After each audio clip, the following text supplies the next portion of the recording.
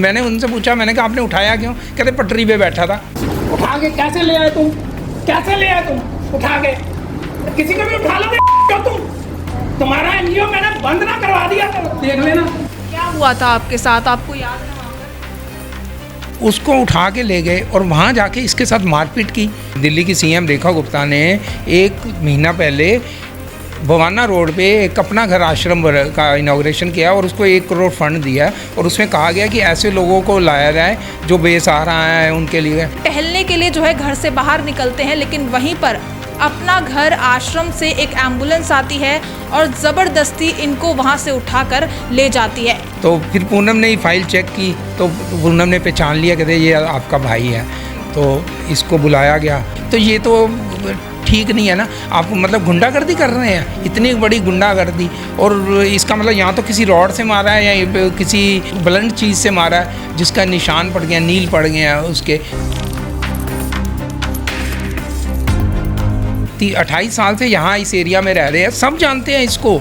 किसी से भी पूछते ना, सामने पनवाड़ी है, किसी से भी पूछते कि ये कौन है तो वो कह देते कि ये तो इधर 6 नंबर गली में रहते हैं। इसका मतलब बीजेपी के अंदर इनके पार्टी में भी जो हो रहा है इनको पता नहीं है, अभी कुछ नहीं है, तो आप ऐसे किसी को उठा लोगे? ये क्या, मुझे तो ये सिस्टम ही गलत है ये उठाने का।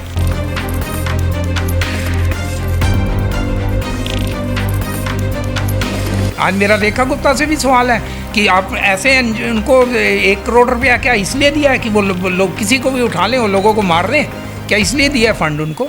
नमस्कार, दिल्ली अप टू डेट देख रहे हैं आप, मैं हूं आपके साथ अनीशा। सीएम रेखा गुप्ता द्वारा शुरू की गई एक पहल अपना घर आश्रम, जहां पर उन्होंने कहा था कि जो भी सड़क पर लाचार या बेसहारा लोग हैं उन लोगों को मेडिकल सुविधाएं दी जाएंगी, उन लोगों का रेस्क्यू किया जाएगा, उनको एक आश्रय दिया जाएगा। लेकिन इस पहल पर किसी एक परिवार पर इतनी तरीके से मुसीबत पड़ जाएगी किसी ने भी नहीं सोचा था। यहाँ पर आपको मेरे साथ एक शख्स नज़र आ रहे होंगे, इनके भाई यहाँ पर जो आपको मेरे साथ नज़र आ रहे हैं ये खुद एक पत्रकार हैं। एक पत्रकार के भाई के साथ ऐसा कुछ हुआ जिसको सुनकर आप हैरान हो जाएंगे। जो शख्स आपको यहाँ पर मेरे साथ नज़र आ रहे हैं काफ़ी बुज़ुर्ग हैं, आप देख सकते हैं। ये एक टहलने के लिए जो है घर से बाहर निकलते हैं, लेकिन वहीं पर अपना घर आश्रम से एक एम्बुलेंस आती है और ज़बरदस्ती इनको वहाँ से उठाकर ले जाती है। और वहीं पर उनके भाई कुछ दिनों तक परेशान हो जाते कि आखिर उनके भाई कहाँ गए, उनको किसने उठा लिया, किसने किडनैप कर लिया। ये पुलिस के पास भी गए थे कंप्लेन लेकर, लेकिन पुलिस की तरफ से भी कोई पता नहीं लगाया गया कि आखिर इनके भाई कहाँ चले गए। और फिर बाद में पता चलता है कि वहीं पर अपना घर आश्रम वाले जो है इनको वहाँ से उठा कर ले जाते हैं बिना इनको बताए, बिना इनको सूचित किए। अब क्या कुछ पूरा मामला था, आइए हम सर से ही जुड़कर जानेंगे। सर, कब पता चला और ये घटना कब की है? ये एक्चुअली 15 तारीख की बात है। 15 तारीख को मेरा जो ये छोटा भाई है जगदीश अरोड़ा, ये 10 बजे घर से निकलता है, थोड़ा बाहर की थोड़ा ये डिप्रेशन में रह रहा है, करीब 28 साल से है, मेरे साथ ही रह रहा है। तो घूमने के लिए थोड़ा गया नीचे, तो ये अक्सर जाता था लेकिन शाम तक वापस आ जाता था। तो उस दिन ये 7 बजे तक मैंने देखा कि नहीं आया यहाँ पे। तो फिर हमने इसकी तलाश शुरू की, काफ़ी ढूंढने की कोशिश की। रात के 11 बजे तक भी 12 बजे तक इसको ढूंढा। तिलक नगर पुलिस स्टेशन गए क्योंकि आजकल पता नहीं कहीं मिस हैपनिंग हो जाए, कुछ हो जाए। तो विकासपुरी गए, जनकपुरी गए।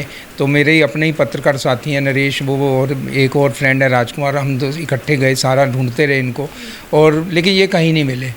फिर तिलक नगर पुलिस स्टेशन वालों ने बोला कि कोई नहीं, आप अगले दिन देख लो, 24 घंटे के बाद फिर रिपोर्ट लिखा देना। तो नेक्स्ट डे हमने रिपोर्ट लिखाई मिसिंग की। मिसिंग रिपोर्ट लिखना भी आप देखिए कि इतना 2 घंटे लगा दिए उन्होंने रिपोर्ट दर्ज करने में। 2 बजे के हम थाने गए हुए, जबकि SHO साहब वो जानते थे कि मैं पत्रकार हूँ, लेकिन उन्होंने कहते हैं कि जब तक IO नहीं होगा हम मिसिंग रिपोर्ट। मैंने कहा आप मेरा भाई गुम हुआ है, वो हमें चिंता है और आप रिपोर्ट लिखने में। फिर 2 घंटे के बाद IO आए तो रिपोर्ट लिखी गई। फिर भी पुलिस ने कोई मतलब उसमें कार्रवाई नहीं की, लेकिन एश्योरेंस जरूर दी कि हम करेंगे। तो फिर मैंने सोशल मीडिया के अलावा मैंने अपने चैनल के थ्रू सारा सर्कुलेट कर दिया, इसकी फ़ोटो वगैरह सब कुछ सर्कुलेट कर। उसका ये बेनिफिट हुआ कि 18 तारीख को मुझे ये अगले दिन ही उन्होंने 17 तारीख को एक ऑटो रिपेयर करने वाले हैं महावीर नगर में, नवीन नाम है उनका, तो उनका फ़ोन आया। उन्होंने कहा कि आपका भाई यहाँ पे 3 बजे के करीब बैठा हुआ था, पटरी पे बैठा हुआ था आराम से, तो एक एम्बुलेंस आती है, उसके ऊपर आश्रम लिखा हुआ था। तो मैंने कहा कहाँ की? कहते हैं ये तो पता नहीं कहाँ की थी, मैं दिल्ली सरकार की थी। कहते हैं कोई मुझे नहीं पता किसकी थी, लेकिन आश्रम लिखा हुआ था। तो कहता है कि वहाँ पे उसमें 2-3 लोग और भी थे, तो वो आपके भाई को लगता है उसी में उठा के ले गए। उन्होंने खुद सामने से देखा था कि आपके भाई को आप एम्बुलेंस आई है और भाई गया है। उन्होंने ये नहीं बोला कि भाई मेरे सामने उठाया है, शायद वो कुछ सोचा होगा कि कहीं मैं किसी पुलिस केस में ना हो जाऊं, तो उन्होंने हिंट दे दिया। उन्होंने कहा कि आपका भाई को ले गए हैं वो। आपके भाई रोज़ ही ऐसे घर से टहलने निकलते थे? हाँ, निकल जाते थे कई बार, मतलब नहीं भी जाता था, ज़रूरी नहीं कि रोज़ ही जाता था, कभी और चला। लेकिन ऐसा कभी नहीं हुआ कि वो रात को घर ना आया हो। वो 7 बजे 8 बजे तक घर आ जाता था, अपने टाइम पर वो वापस अपने टाइम पे आ जाते थे। तो नहीं आए तो वो इसलिए चिंता हो गई मुझे। तो फिर हमने अब कौन सी एम्बुलेंस है इसके लिए मैंने पुलिस को बोला कि CCTV वगैरह पता करो, लगाओ। लेकिन वो कह रहे हैं कि आज तो हमारे पास स्टाफ नहीं है। मैं SHO के पास गया, फिर वो SHO साहब ने बोला कि नहीं CCTV आज ही चेक होगी, लेकिन इन्होंने रात तक भी CCTV चेक नहीं की। एश्योरेंस देते रहे कि करेंगे। फिर मेरे एक पत्रकार साथी है पूनम और एक नरेश हैं, उन्होंने भी मेरा साथ दिया। पूनम का ने बताया कि उसने ये एक जानकारी इकट्ठी की कि भाई एक दिल्ली की CM रेखा गुप्ता ने 1 महीना पहले भवाना रोड पे एक अपना घर आश्रम का इनाग्रेशन किया और उसको 1 करोड़ फंड दिया है, और उसमें कहा गया कि ऐसे लोगों को लाया जाए जो बेसहारा है उनके लिए। तो कहती है कि हो मुझे उसने पूरा बोला कि मुझे एश्योरेंस है कि आपका भाई ज़रूर वो लेके होंगे एम्बुलेंस वाले कोई ले। तो मैंने कहा चलो देख लेते हैं। फिर हमने प्लान किया, नेक्स्ट डे 18 तारीख को हम वहाँ गए उसको भवाना रोड पे, और वहाँ पे उन्होंने फ़ाइल दिखाई। काफ़ी बड़ी स्पेस था, अलग अलग कमरे बने हुए थे, ऑफिस बना हुआ था। तो उस पर वो दिखाया, फ़ाइल दिखाई, तो मैं भी परेशान था। इस दौरान मुझे भी BP की प्रॉब्लम हो गई। मैं 2 बार दीनदयाल गया, मेरा BP शूट कर रहा था। तो फिर पूनम ने फ़ाइल चेक की, तो पूनम ने पहचान लिया, कहते ये आपका भाई है। तो इसको बुलाया गया, इसने वही ड्रेस पहनी हुई थी जो इनकी अपनी कोई ड्रेस होगी, उस पर लोगो लगा हुआ था। मैंने कहा कपड़े चेंज करा दो, इसके कपड़े चेंज करा के लाए। तो चेंज करा के लाने के बाद मुझे बोला कि अब ना आप भाई को ले जा रहे हो ना, तो इस पर एक रिसीविंग कर दो, साइन कर दो और लिख दो, अपना आधार कार्ड दे दो। मुझे बड़ा गुस्सा चढ़ा, हालांकि पहले ही था मुझे, लेकिन मैंने सोचा चलो भाई को तो लेके जाना ही। मैंने कहा तुमने जब उठाया था तो तब तो तुमने ये नहीं पूछा कि आधार कार्ड है, आस पड़ताल नहीं की कि सही में वो अकेले हैं, लाचार हैं, या फिर कोई परिवार है? मतलब ये पूछा नहीं तुमने। हालांकि हम 28 साल से यहाँ इस एरिया में रह रहे हैं, सब जानते हैं इसको। किसी से भी पूछते ना, सामने पनवाड़ी है, किसी से भी पूछते कि ये कौन है, तो वो कह देते कि ये तो इधर 6 नंबर गली में रहते हैं। एक दिन पता लगता, इसका मतलब उन्होंने कुछ भी नहीं पूछा। और अभी मुझे एक और हमारे पत्रकार साथी हैं, अभी मुझे बता रहे हैं कि ये उन्होंने किसी ने देखा कि इसको घसीट के लेके गए हैं वहाँ से, और वहाँ पे घसीट के लेके गए हैं। और इन्होंने वहाँ के, चलो अगर ये आप रिहेबिलिटेशन कर रहे हो तो लोकल पुलिस स्टेशन को इन्फॉर्म नहीं करोगे? वहाँ पे तिलक नगर पुलिस स्टेशन को कोई जानकारी नहीं है। मैंने हरीश ओबराय जो निगम पार्षद है हमारे एरिया के, उनको भी फ़ोन किया, उनको भी जानकारी नहीं है कि BJP का मतलब कुछ ऐसा है। वो कहते हैं कि मैं पता करता हूँ, हालांकि मेरे बड़े अच्छे वो है क्लोज़ फ्रेंड है, तो वो कहते हैं कि मैं पता करता हूँ। तो इसका मतलब BJP के अंदर इनके पार्टी में भी जो हो रहा है इनको पता नहीं है, अभी कुछ नहीं है।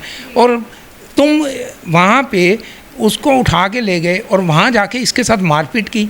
ये मारपीट का मुझे तब पता लगा कि जब लेके आए तो इसके तबीयत ना रात को ख़राब हो गई, तबीयत ख़राब हो गई। तो हमने, उम्र है आपके भाई की?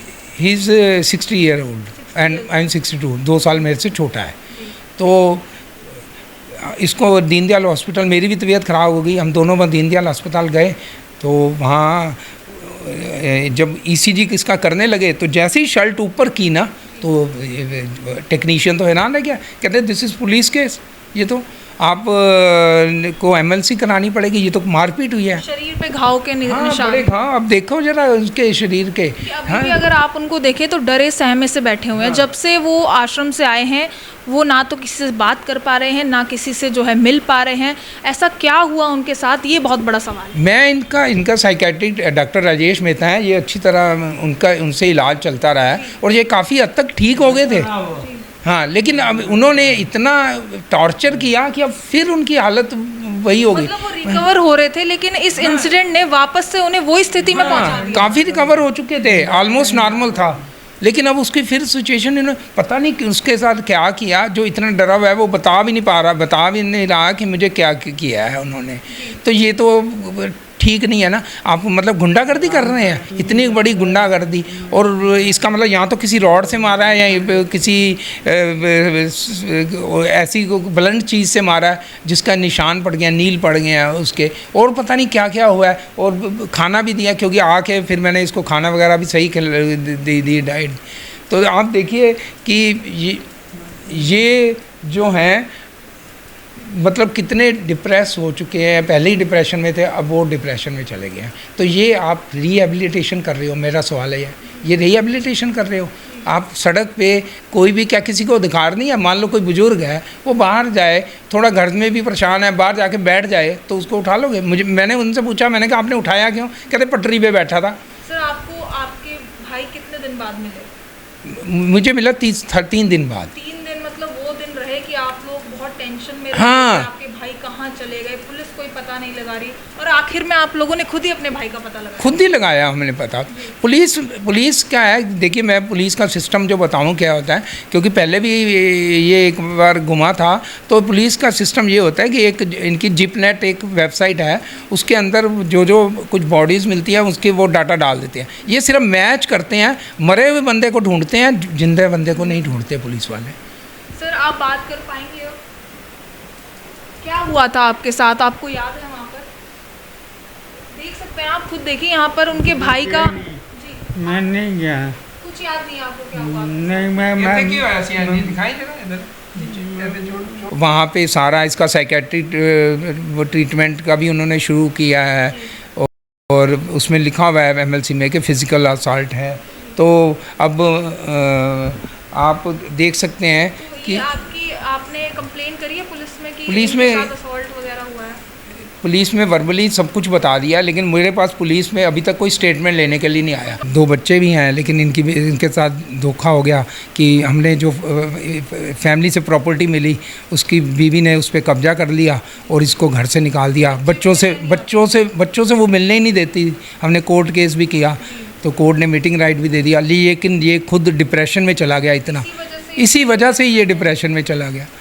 दिल्ली सरकार कह रही है कि हम लोगों के भले के लिए कर रहे हैं, तो ये भला कहाँ से हो रहा है? अच्छी पहल भी है, लेकिन वहीं पर बिना जानकारी के, बिना जान पहचान के किसी को उठा देना। नहीं, उठाना ही गलत है। किस बात के लिए उठाना है? क्या लोग कहीं मान लो मैं अगर गली में कोई है, कोई ये पागल तो नहीं है कोई जो कोई परेशान कर रहा है किसी को, कोई किसी की रिपोर्ट करे, तब तो आप कहोगे उसको ले गए। किसी ने कोई रिपोर्ट नहीं की, कोई कंप्लेंट नहीं दर्ज कराई, तो आप ऐसे किसी को उठा लोगे? ये क्या, मुझे तो ये सिस्टम ही गलत है ये उठाने का। ऐसे तो किसी को भी उठा लेंगे ना। क्या मांग करते हैं आप? मेरी मांग है कि मैं कंप्लेंट दूंगा थाने में, उसमें मेरी एफआईआर दर्ज हो, और ये जो एनजीओ है जो ये आश्रम चला रहा है, जिसको दिल्ली सरकार सपोर्ट कर रही है, इसको बंद किया जाए बिल्कुल, और वहाँ पे इन्वेस्टिगेशन की जाए कि कितने लोग वो लाए गए हैं। अगर वो लाए गए हैं तो उन्होंने क्या उनके परिवार वालों को ढूंढने की कोशिश की है? क्या वो उन्होंने ये, आज हम मिसिंग होती है तो हम एक सोशल मीडिया पे सर्कुलेट करते हैं कि ये मिसिंग है, वो उठा के ले गए, तो क्या उनकी ड्यूटी नहीं बनती कि वो भी सोशल मीडिया पे सर्कुलेट करें कि हमने ये लोगों को उठा के लाए हैं? पता नहीं वो लोग कितने परेशान होंगे लोग। मैंने तो ढूंढ लिया। अगर मान लो वो ऑटो वाले ने मुझे ना बताया होता तो हम तो कई महीने तक इसको ढूंढते रहते, हमें पता ही नहीं लगता, और इनकी तो कोई जिम्मेदारी नहीं है। आज मेरा रेखा गुप्ता से भी सवाल है कि आप ऐसे उनको 1 करोड़ रुपया क्या इसलिए दिया है कि वो लोग किसी को भी उठा लें, वो लोगों को मार लें? क्या इसलिए दिया है फंड उनको? एक भले काम के लिए दिया, तो लेकिन ये यहाँ क्या भला हो रहा है? ये आपके सामने है, एक एग्जाम्पल सामने है। आप देख सकते हैं ये जो पहल है वो लोगों की भलाई के लिए जो है उठाया गया था, लेकिन अब आप मामला देख सकते हैं किस तरीके से जो है आश्रम की लापरवाही की वजह से जो है एक शख्स डिप्रेशन में जा चुके हैं। उनकी मानसिक स्थिति को आप देख सकते हैं, ना किसी से बात कर पा रहे हैं, ना किसी से मिल पा रहे हैं। और यहाँ पर ये दोनों भाई एक दूसरे का सहारा हैं।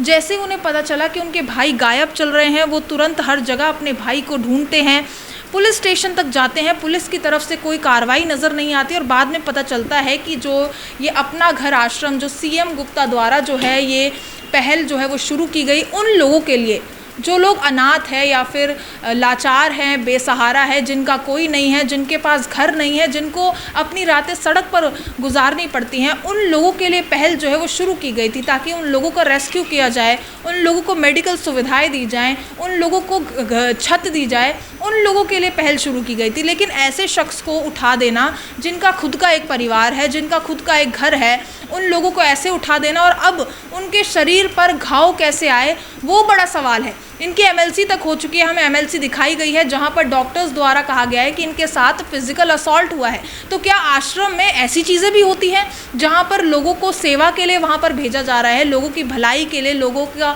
ध्यान रखने के लिए जो है उस आश्रम में भेजा जा रहा है? ऐसा फिजिकल असॉल्ट आखिर एक बुजुर्ग आदमी के साथ किसने किया, वो बड़ा सवाल यहाँ पर बन रहा है। तो अब ये चाहते हैं कि पुलिस इनकी कंप्लेन लिखे, एफआईआर दर्ज हो और उस आश्रम के खिलाफ जो है कार्रवाई की जाए, क्योंकि इनके भाई के साथ जैसा हुआ है ये नहीं चाहते कि आगे किसी के साथ ऐसा हो। बाकी अब इस खबर पर आपकी जो कुछ राय है कमेंट सेक्शन में ज़रूर साझा करें और ऐसी दिल्ली से जुड़ी तमाम खबरों के लिए बने रहिए दिल्ली अप टू डेट के साथ।